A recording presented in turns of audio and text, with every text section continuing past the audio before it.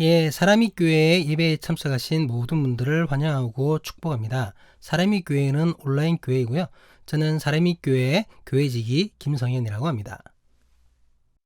사람이 교회 오늘은 사도행전 2장 43절에서 47절까지의 말씀으로 교회는 무엇을 해야 하는가라는 제목으로 함께 말씀을 나누려고 합니다.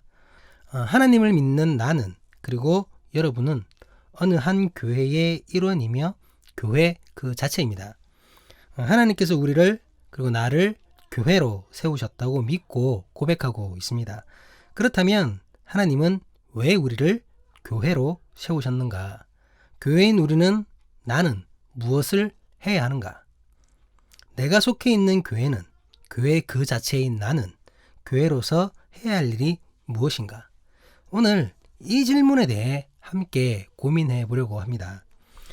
오늘 본문보다 앞선 부분에서는 그 베드로의 원초적 설교로 인하여 많은 사람이 찔림을 받아 주님 앞에 회개하는 역사가 일어나게 되었습니다. 지난주에 나누었던 말씀이죠.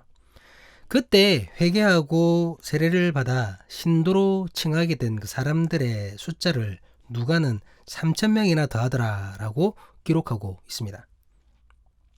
3,000명 전부가 그날 바로 세례를 받은 것인지 아니면 그날을 기점으로 점점 늘어난 숫자가 3,000명인지는 정확하지 않습니다. 학자에 따라 견해도 다양합니다. 어쨌든 중요한 것은 120명으로 시작된 교회가 3,000명이라는 큰 숫자로 증가했다는 것입니다. 오늘날도 교회 성도수가 3,000명이라면 대형교회라고 할 수 있습니다. 그렇지 않나요? 몇만 명 돼야 되나요? 3,000명도 엄청난 숫자입니다. 그런데 사도행전 당시의 3,000명은 정말 어마어마한 숫자겠죠. 그것도 하루 내지는 길어봐야 몇 주 사이에 지금으로 치면 새신자가 3,000명이나 되는 그 숫자가 교회의 일원이 된 것입니다. 만약 우리 교회에 1, 2주 사이에 그 3,000명이 교인으로 등록하고 세례를 받았다면 교회 분위기가 여러분 어떻게 되겠습니까? 아마 흥분의 도가니가 되었을 것입니다. 입으로 하나님께 영광 돌리는 사람도 있을 것이고 다른 교회 사람들에게 자랑하는 사람도 있겠죠. 목회자를 칭찬하거나 아니면 가장 많은 새신자를 인도한 사람에게 상을 줘야 한다고 그렇게 얘기하는 사람도 분명히 있을 것입니다. 요즘은 SNS가 활발하니까 페이스북이나 인스타그램에 교회 근황을 얘기하면서 은근히 자랑도 그렇게 할 것입니다. 제 생각에는 대체로 갑작스러운 변화에 어찌할 바를 모를 것 같습니다. 그래서 실수하거나 잘못된 판단을 해서 엉뚱한 일을 진행할 가능성이 크다라는 거죠. 없던 걸 갑자기 만드는 겁니다. 그냥 계속 이제 하던 대로 가면 될 텐데 사람 숫자가 많아지니까 흥분해가지고는 막 이상한 걸 만든다는 거죠. 예수님의 제자들이 이전에 그랬습니다. 예수님께서 예루살렘으로 입성하실 때 수많은 사람들이 호산나를 외치며 주님을 환영했었습니다. 그때 제자들은 이제 예수님께서 당신을 열광적으로 환영하는 사람들과 함께 뭔가 큰 일을 일으키실 것이라고 생각했었습니다. 완전한 승리가 자기들에게 주어진 것만 같았죠. 제자들은 너무나 흥분한 나머지 예수님의 말씀도 말씀으로 가르치신 십자가도 까맣게 잊어버리고 있었습니다. 예수님께서 십자가를 고민하시며 떡과 잔을 나누시는 그때에 제자들은 주님의 나라에서 누가 더 큰지를 서로 다투고 있었습니다. 그렇게 다른 제자들이 헛발질하고 있을 때 가룟 유다는 예수님을 배반하고 있었습니다. 이랬던 제자들입니다. 그런데 오늘 본문의 제자들은 전혀 다른 모습을 보이고 있습니다. 예전처럼 흥분해서는 지키지도 못할 말들을 내뱉고 있지 않고 있습니다. 그 이유는 본문에서의 제자들은 예루살렘 입성 당시에는 하지 못했던 경험, 체험을 했기 때문입니다.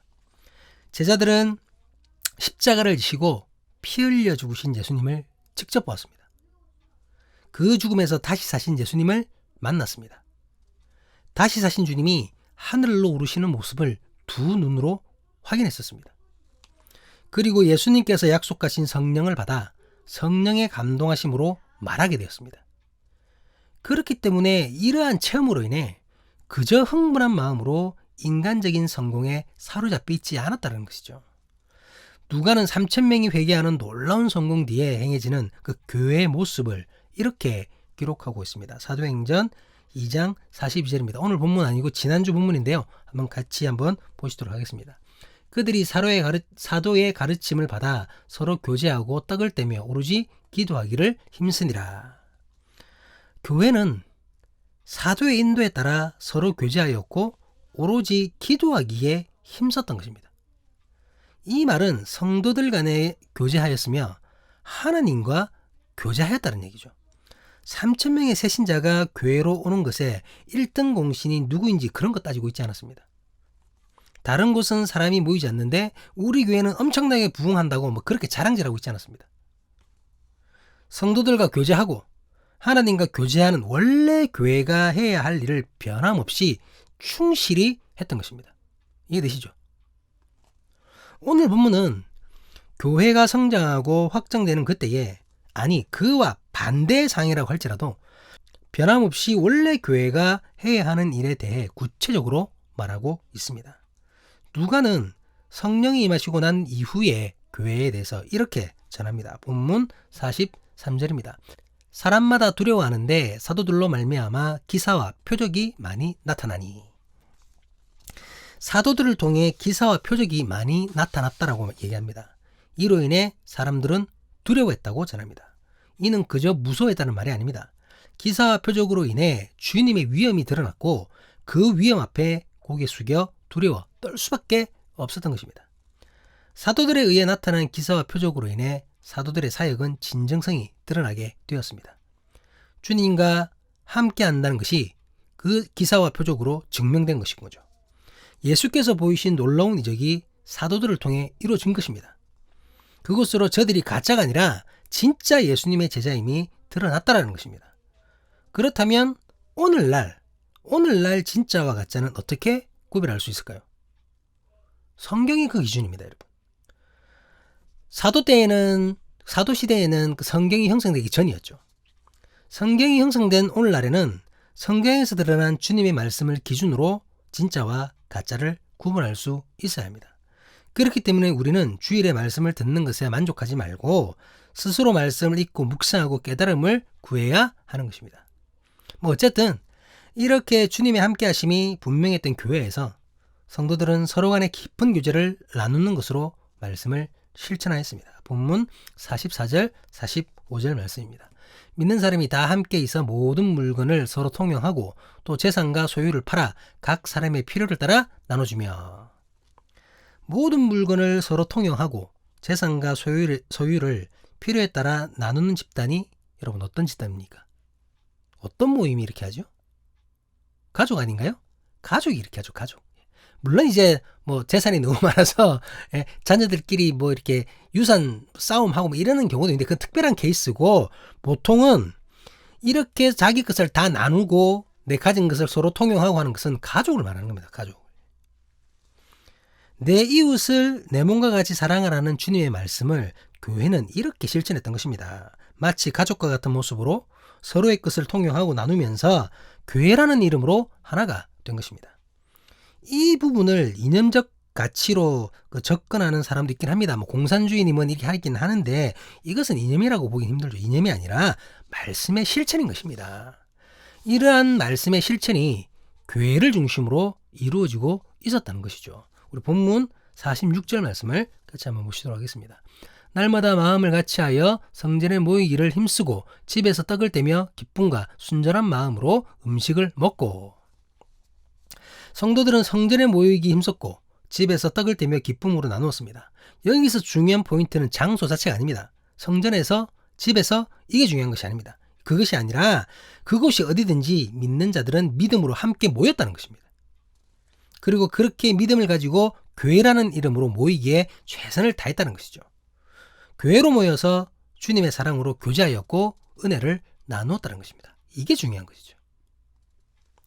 이렇게 함께 모여 서로 교제하기를 힘쓰면서 교회는 가장 중요한 일을 행하게 됩니다. 본문 47절 상반절입니다. 하나님을 찬미하며. 성도는 함께 모여 서로 교제하는 것으로 끝나지 않았습니다.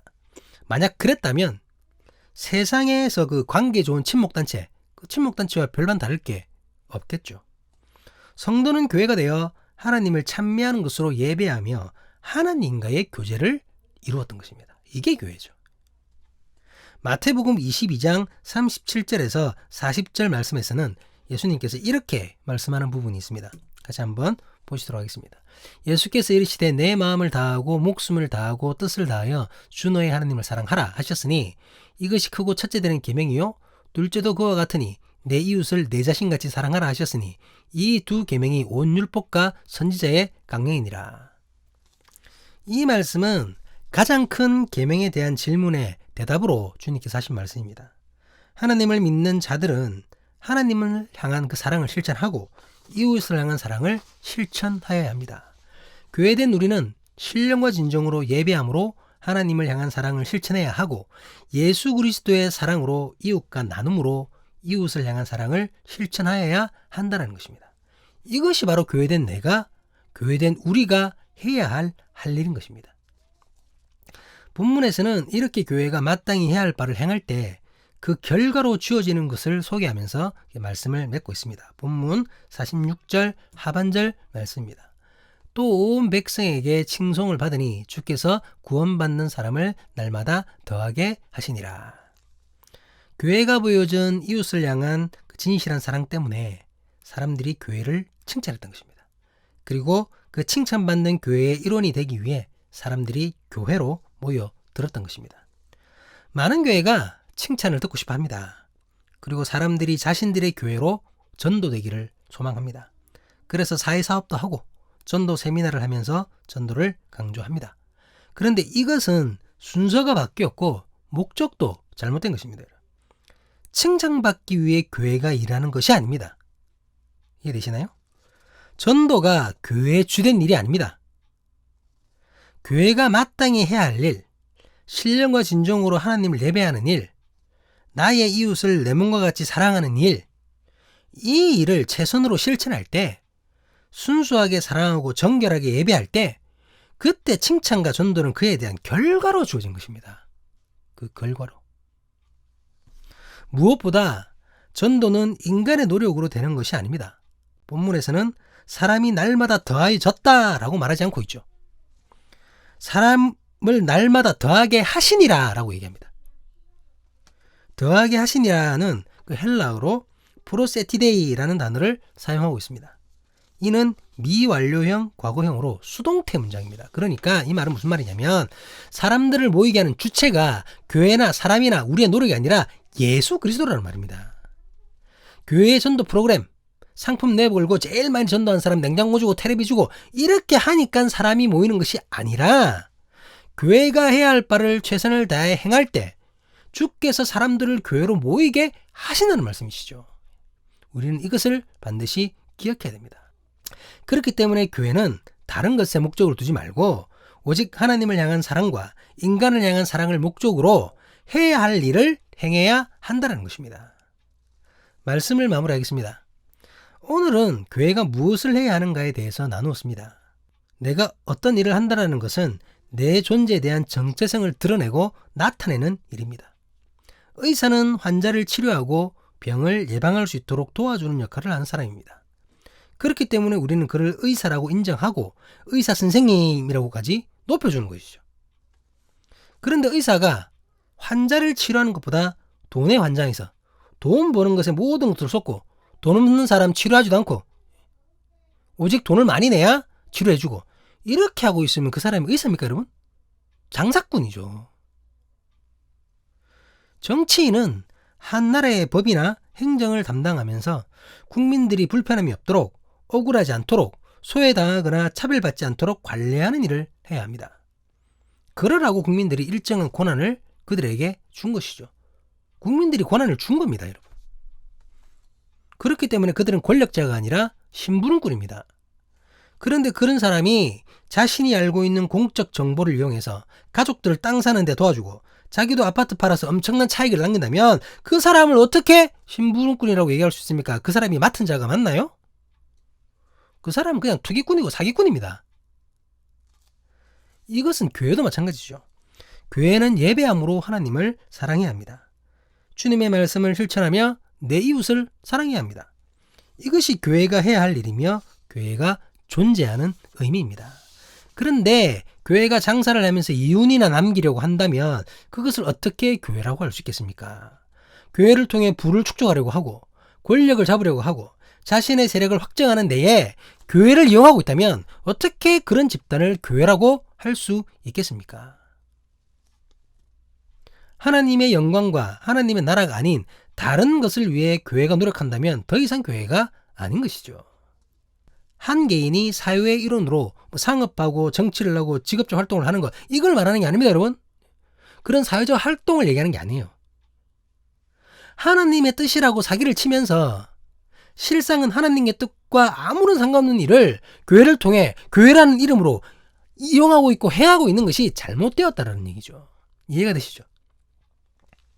사랑하는 사람이 교회 공동체 여러분, 어느 때보다 분별이 필요한 시대입니다. 너무 많은 가르침이 우리를 헷갈리게 하면서 저마다 하나님의 뜻이라고 떠들어대고 있습니다. 그렇기 때문에 앞서 잠깐 언급했듯이 더 많이 성경을 읽고 하나님의 뜻을 깨닫는 것이 너무나도 중요한 시대입니다.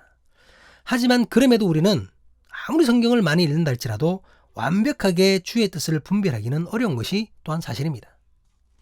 이럴 때일수록 믿는 사람들은 가장 기본적인 것에 최선을 다하는 것이 제일 안전할 것입니다.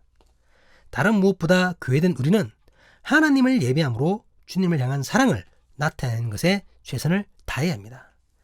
주님의 말씀을 따라 내 이웃을 내 몸처럼 사랑하는 것으로 이웃을 향한 사랑을 실천해 나아가야 합니다. 그렇게 묵묵히 교회할 바를 행할 때 주님께서 우리에게 참된 깨달음을 주실 줄로 믿습니다. 교회할 바를 다하는 사람이 교회, 그러한 사람이 교회에 주님의 뜻을 깨닫게 하시기를 주님의 이름으로 간절히 간절히 간구합니다. 기도하시겠습니다.